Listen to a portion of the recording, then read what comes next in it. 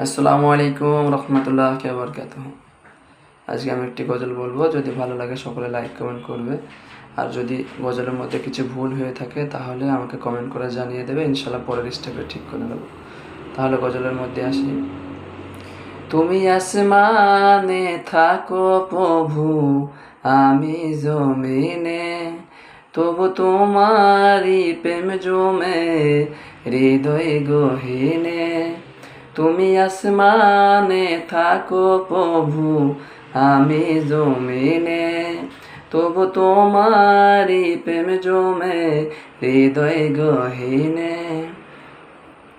আমি তোমারই গোলাম গো, অন্য কারো না। আমি তোমারই গোলাম গো, অন্য কারো না। আলিউল গায়েব